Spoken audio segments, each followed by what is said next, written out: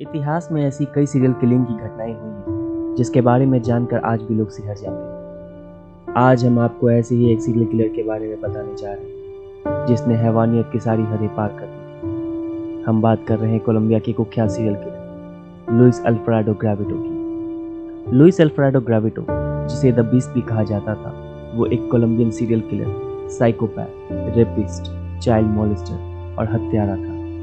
जब उसे 1999 में कोलंबियन पुलिस द्वारा गिरफ्तार किया गया तो उसने कबूला कि उसने 147 बच्चों के साथ टॉर्चर, रेप और फिर उनकी हत्या की थी। ज़्यादातर इसमें वेस्टर्न कोलंबियन रीजन के छोटे लड़के थे। इन सब की शुरुआत उसने 80 के दशक में ही कर दी थी। उसने 6 से 16 साल के बच्चों को अपना निशाना बनाया था। अनुमान है कि इस दौरान उसने 200 से ज़्यादा बच्चों के साथ रेप और उनकी हत्या की थी। बाद में कोलंबिया में 4 अक्टूबर 1992 से 21 अप्रैल 1999 जब तक वह गिरफ्तार नहीं हुआ, उसने करीब 190 बच्चों के साथ यही सब किया। इस बीच 1998 की गर्मियों में इक्वेडोर में भी उसने 4 बच्चों को मौत की घाट उतारा।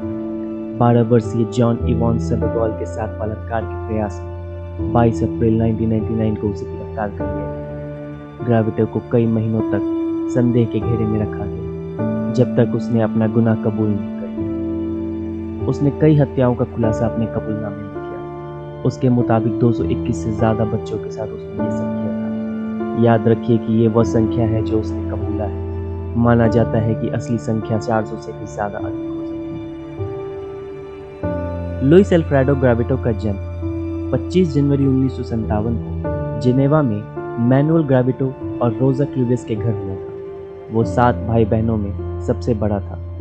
उससे छोटे 3 भाई और 3 बहनें थीं। ग्रेविटो ने अपने पिता पर शराबी, बहुत सख्त और अक्सर शारीरिक और भावनात्मक रूप से अपमानजनक होने का आरोप लगाया और अपनी मां को एक हिंसक महिला के रूप में बताता था। उसके पिता के शराब पीने और एक्स्ट्रा मैरिटल अफेयर्स और उसकी मां के आक्रामक स्वभाव के परिणाम स्वरूप वे अक्सर अपने बच्चों की उपस्थिति में लड़ते थे और अपने बच्चों की बड़े पैमाने पर उपेक्षा करते थे। ग्रेविटो बताता है कि जब वो एक बच्चा था तो उसके पिता ने उसे एक पेड़ से बांधकर बहुत पीटा था, वो भी सिर्फ इसलिए क्योंकि उसने अपनी मां के बचाव का प्रयास किया था। अपने पिता के शारीरिक शोषण करने के कारण उसके बच्चे अक्सर उसके काम से घर लौटने पर छिप जाते थे। ग्रेविटो ने यह भी आरोप लगाया कि एक अवसर पर अपने पिता के साथ एक ही बिस्तर पर सोते हुए उसके पिता ने उसके साथ शारीरिक शोषण किया। एक बच्चे के रूप में ग्रेविटो को उसके पिता द्वारा मूर्ख और अन्य अपमानजनक शब्दों के साथ संबोधित करते थे। उसने दावा किया कि उसके लिए कभी भी अच्छा शब्द नहीं बोला गया। इन सब कारणों से वो धीरे धीरे शर्मीला और अकेला हो गया।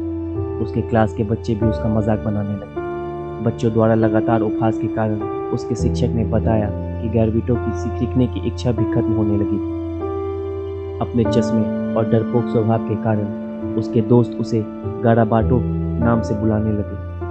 अपने चश्मे के प्रति भी वो असुरक्षित होता चला गया और उसकी ऐसी हालत हो गई कि उसका कोई दोस्त नहीं था। उसे अब अकेले खेलना पसंद आता क्योंकि उसका मजाक बनाने वाला अब कोई नहीं होता था। अक्सर अपने दोस्तों द्वारा लगातार ताने मारे जाने पर वो अब हिंसक प्रतिक्रिया करने लगा था। उसके शिक्षक भी उसके क्लासमेट को डराने, धमकाने या रोकने का कोई प्रयास नहीं किया करते थे, जिससे ग्रेविटो और परेशान होने लगा था। 1968 के आसपास उसने 5वीं कक्षा में स्कूल छोड़ दिया और पिता के दबाव में पैसे कमाने के लिए निकल पड़ा।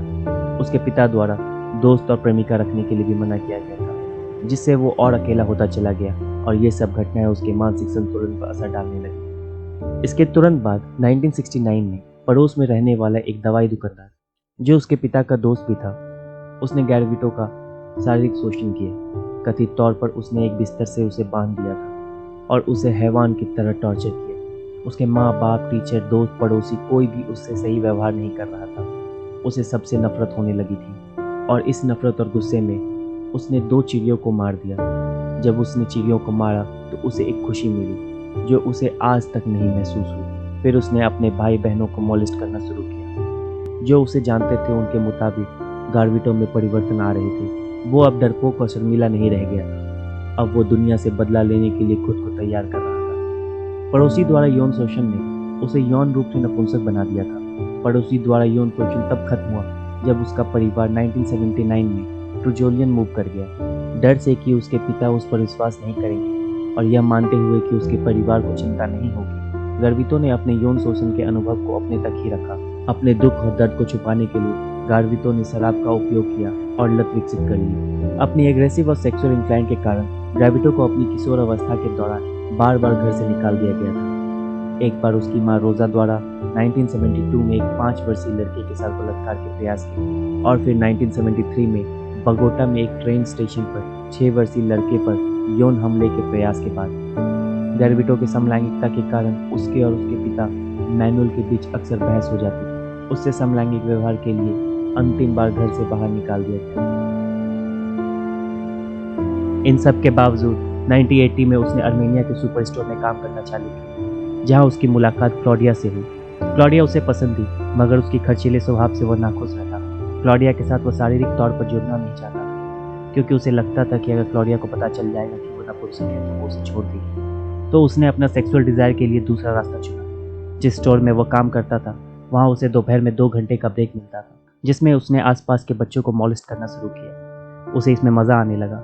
उसने अब और बच्चों के साथ यही सब करना चालू किया और अपने शिकार बच्चों का नाम एक नीले बुक में लिखा करता था। फिर वह चर्च जाके उन बच्चों के लिए प्रार्थना करता था। वो ये करता क्योंकि वह डिप्रेशन में था और रात में जब सोता तो जिन बच्चों के साथ उसने गलत किया वह उसके सपने में उसे डराने लगे थे। लेकिन वह रुका नहीं। उसने 1980 से 1992 के बीच करीब 200 मासूम बच्चों को अपना शिकार बनाया। 4 अक्टूबर 1992 को उसने 13 वर्षीय लड़की जुआन कार्लोस को एक बाजार के पास टहलते हुए देखा, जहां वह शराब पी रहा था। गारिबाटो के अनुसार एक रोशनी ने उसके भीतर एक अजीब सी शक्ति का आवाहन किया था, जिसने उसे अपने बचपन की याद दिला दी, जिसने उसे क्रोध की स्थिति में प्रवेश करने पर मजबूर कर दिया था और उसे हत्या करने के लिए भी प्रेरित किया था। उसने रास्ते से सिंथेटिक रस्सी और एक कसाई वाली चाकू खरीदी और फिर बच्चे का पीछा करना शुरू कर दिया। मौका मिलते ही गारिबाटो ने पीछे से उस पर हमला कर दिया, फिर उसकी बड़ी बेदर्दी से हत्या कर दी। इसी प्रकार 1994 की शुरुआत में गारिबाटो ने बगोटा के एक युवक को लुभाया, जिसकी उम्र लगभग 12 साल थी, जो कहीं जाते वक्त बस में सो गया था। गारिबाटो ने इसकी भी बड़ी बेदर्दी से हत्या कर दी। अक्टूबर 1992 में कोलंबिया के सड़कों से 6 से 16 वर्ष के आयु की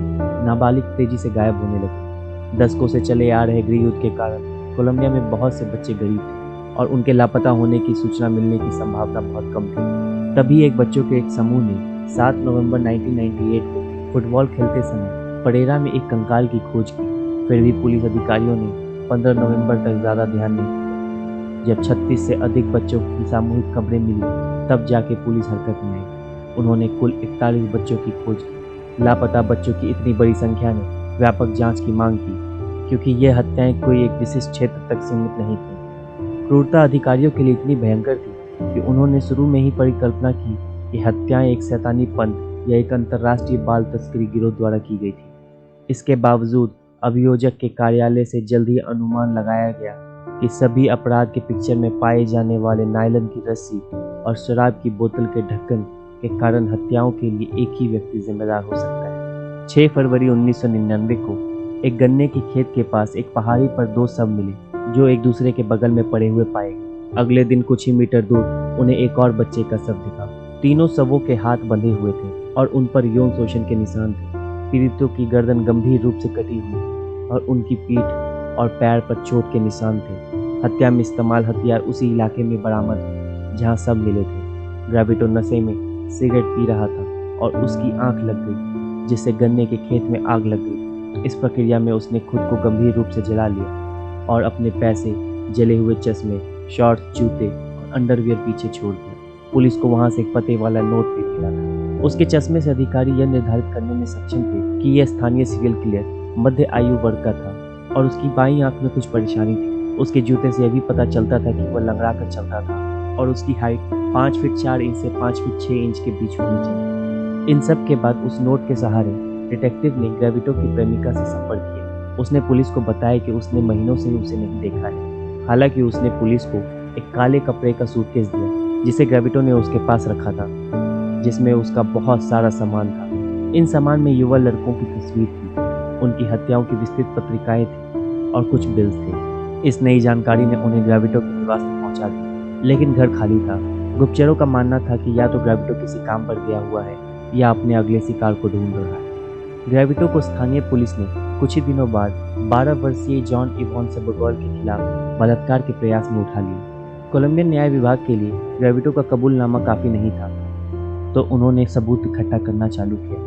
ग्रेविटो की आंख की स्थिति दुर्लभ थी और केवल एक विशेष आयु वर्ग के पुरुषों में ही पाई जाती थी। उसके चश्मे विशेष रूप से उसकी अनूठी स्थिति के लिए डिजाइन किए गए थे। यह विशेष चश्मा एक अपराध स्थल पर पाया गया था। ग्रेविटो अपने पीछे ब्रांडी की बोतल, अपने अंडरवियर और अपने जूते भी छोड़ दिए थे। पीछे छोड़े गए सामानों से डीएनए उठाए गए। जितने भी लाश मिले थे उन पे से भी डीएनए उठाए गए और उन सब का मिलान ग्रेविटो के डीएनए से किया गया। बाद में वो सब मैच कर गए।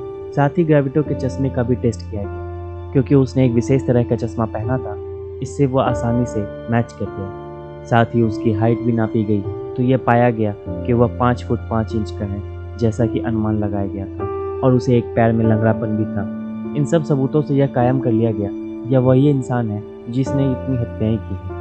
ग्रेविटो ने लगभग 140 बच्चों की हत्या करने की बात कबूल की। पूरे कोलंबिया में ही 172 बच्चों की हत्या का आरोप लगाया गया। 172 केसों में से 138 में उसे दोषी पाया गया।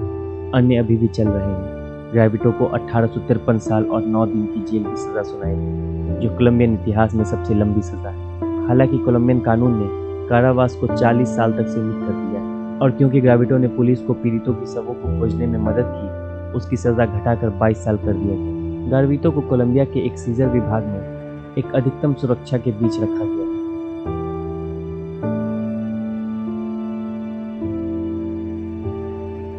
अगर वीडियो अच्छी लगी हो तो प्लीज़ लाइक करें, शेयर करें, सब्सक्राइब करें और ऐसी वीडियोस के लिए। अगर आपका कोई सुझाव है तो हमें ईमेल करें डिस्क्रिप्शन में दिए गए ईमेल पर। धन्यवाद।